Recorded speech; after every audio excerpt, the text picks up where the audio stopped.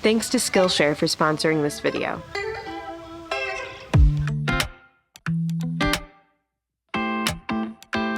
Okay, picture this. It's 1999 and I'm going to the movie theater with my parents and we go to see October Sky. I absolutely love the movie. It's this movie with Jake Gyllenhaal about this kid who gets really into building rockets and his struggle between him and his father, and that his father thinks he should focus more on other things. And he just has this clear vision of what he wants to do. He has this drive that he can't seem to let go of and that eventually leads him to pursue a career in rocket science. And as a kid watching this movie, I was really inspired. I was taken with the story and I just thought, wow, if you find that thing that you're passionate about and you go for it and you work hard and you just have this vision, and no matter what people tell you, no matter how many times people tell you you can't do it, if you just go for it, then you can build a career and be successful and find satisfaction in life. And I think on some level, the movie also told me that that spark, that vision needed to come soon,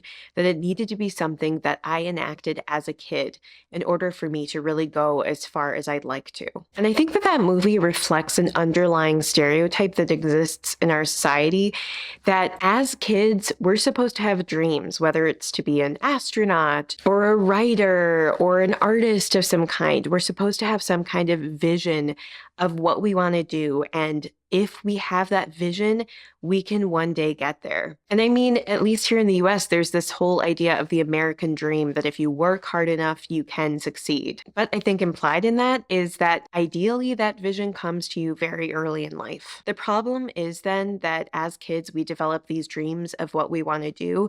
And then sometimes we feel like we have to stick to those dreams, or that if our dreams change and we pivot, maybe we didn't really live up to who we truly wanted to be. The issue that I have with that is that when we're kids, we have a very limited understanding of what this world is. We have a sense for only so many jobs or occupations.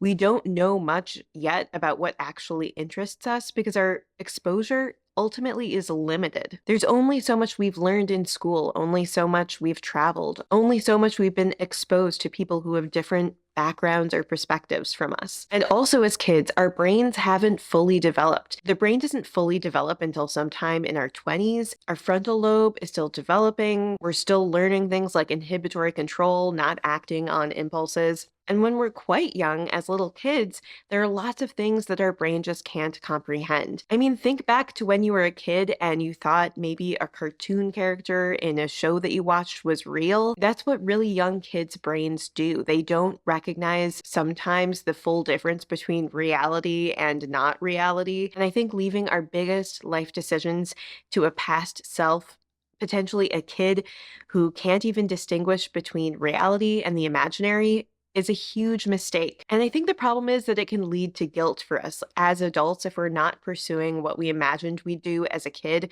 We feel somehow like we're less than, or we're not where we wanted to be. And I think it's important to realize that dreams can change. They can evolve, and that's actually a good, healthy thing. And this standard that society has created for us is actually quite toxic. I'm going to talk more about this topic and give you some examples from my own life, but I want to take a quick break to thank the sponsor of this video, Skillshare. Skillshare is an online learning community with thousands of inspiring classes for anybody who likes learning or wants to pursue some kind of interest or skill. I use Skillshare in a multifaceted way. Sometimes I use it just to relax. Other times I use it to really hone a skill or learn something that I'm interested in. Most recently, I started the course Culinary Arts Education in 90 Minutes Cooking 101 by Pro Chef, created by Chef Rudikova. And I loved that it was just this concise resource where I could learn some skills that I could apply in the kitchen. So whether it's something fun like cooking or something more serious like entrepreneurship or building your business, Skillshare has a lot to offer. And today I'm really excited to say that the first 1,000 people to hit the link in the description box below or to use the code SLICEOFLIGHT will get a 1-month free trial of Skillshare. So if you're interested, check it out. So, anyway, back to the topic of this video. I think in my own life, I've always felt a little bit bad that I didn't have a clear sense of what I wanted to do. Like when I was a kid, it wasn't like, I for sure want to be X, Y, or Z. And that alone gave me a lot of anxiety. When I was a kid, I was like, is something wrong with me? Why can't I figure out what I want to do with my life? And I'm running out of time to figure that out. And I think it ultimately limited a lot of my exploration of interests because I was just so stressed about finding out what I was supposed to do with my life instead of just enjoying my life and then naturally pursuing that which invigorated me. I also think about some of the passing dreams I had. Like, I did have a little bit of a dream of, oh, wouldn't it be cool if I could be some kind of famous actress in big movies? Not that I necessarily thought that was likely for me, that I was actually going to pursue that, but it was just something like, oh, what a dream that would be.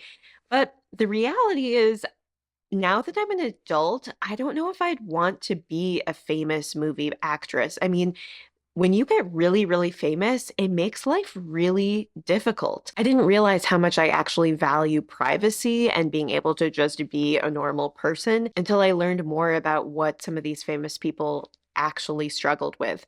Not to mention, I didn't fully realize the fact that just because you're famous doesn't mean you're happy. I think that's another example of how when you're a kid, sometimes what you think will make you happy won't actually be rewarding to you or make you happy in the long run. I will say, even as adults, sometimes what we think will make us happy isn't what actually makes us happy.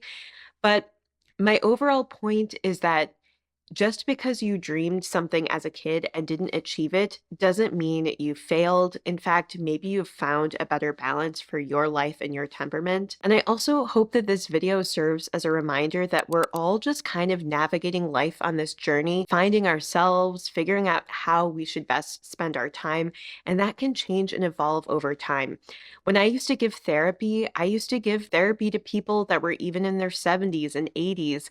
And these were people that wanted to make changes to their lives or overcome problems that maybe they'd been dealing with for decades. And I just don't think it's ever too late to try to make some changes to our lives, to change what our dreams are, and to try to achieve new dreams, and to even start pursuing a dream and then part of the way through realize, you know what? I don't want this dream anymore.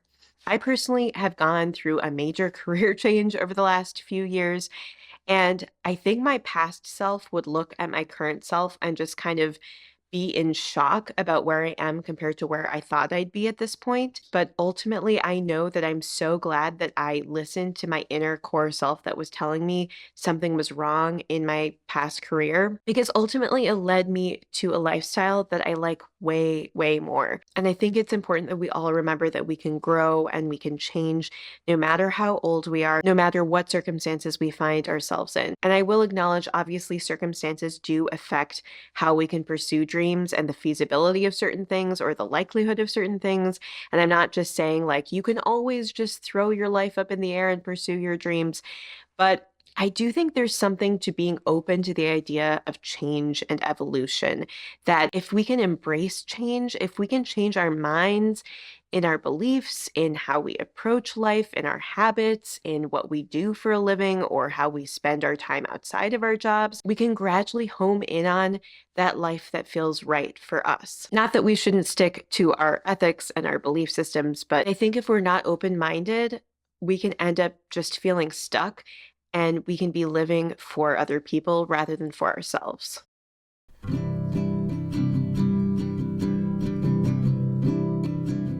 Obviously, this video is a little bit off topic compared to most of my minimalism videos, but hopefully you see how it connects to the overall idea of minimalism for me, which is about pursuing our values and what we care about and what's meaningful to us, as opposed to material things. And I think I'm still figuring out what I want my future life to look like. And I kind of like the idea that maybe I don't know what my life will look like in 10, 20 years. Maybe it'll look completely different from what I expect now, but I'm really excited to see what's in store for me. And I think it's also a comfort that we can all take, that if we're going through a hard time or a challenging patch of life, It's not necessarily always going to be that way. And the more open we are to evolving our beliefs and to being open to change, the more likely we are to find what's really important to us. Anyway, if you ended up enjoying this video, please hit the thumbs up button. It really helps support the channel.